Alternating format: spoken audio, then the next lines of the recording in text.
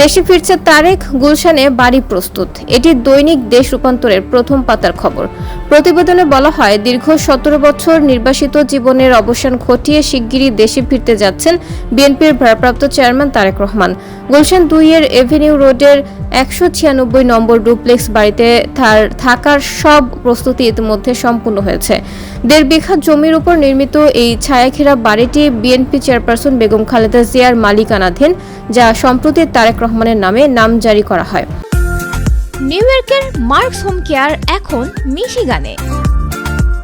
এই বাড়িটি একসময় ভাড়া দিয়ে ব্যবহার করত ব্রিটিশ আমেরিকান টোবাকো বাংলাদেশ, তবে ৬ মাস আগে কোম্পানিটি তা ছেড়ে দেয়।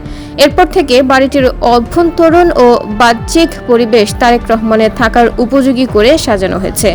ঘনিষ্ঠ সূত্রগুলো জানিয়েছে, বাড়ির সাজসজ্জার কাজ শেষ হয়েছে এবং এটি এখন পুরোপুরি বসবাসযোগ্য। সরজমিনে ১৯৬ নম্বর বাড়ির সামনে গিয়ে দেখা যায় সাদা রঙের দোতলা ছায়াঘেরা বাড়িটির বহিরাঙ্গন বেশ পরিপাটি। দলীয় সূত্রে জানা গেছে, বাড়ির ভেতরটাও অত্যন্ত নান্দনিকভাবে সাজানো হয়েছে।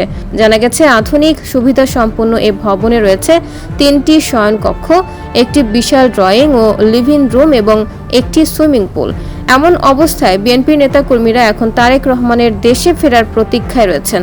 তার ফেরা নিয়ে নেতাকর্মীদের মধ্যে যথেষ্ট কৌতূহলও আছে। সবার প্রত্যাশা, তারেক রহমান শিগগিরই দেশে ফিরছেন। গত কয়েকদিন ধরে সামাজিক যোগাযোগ মাধ্যমে আলোচনা চলছে যে তিনি আগামী ৫ আগস্টের আগেই দেশে ফিরতে পারেন। দলীয় সূত্রগুলো বলছে, সবকিছু ঠিক থাকলে ৫ আগস্টের আগেই দেশে পা রাখতে পারেন বিএনপির এই ভবিষ্যৎ কাণ্ডারি। তবে তারেক রহমানের ঘনিষ্ঠ একাধিক সূত্র জানিয়েছে, নির্বাচনের আগেই দেশে ফিরবেন তারেক রহমান।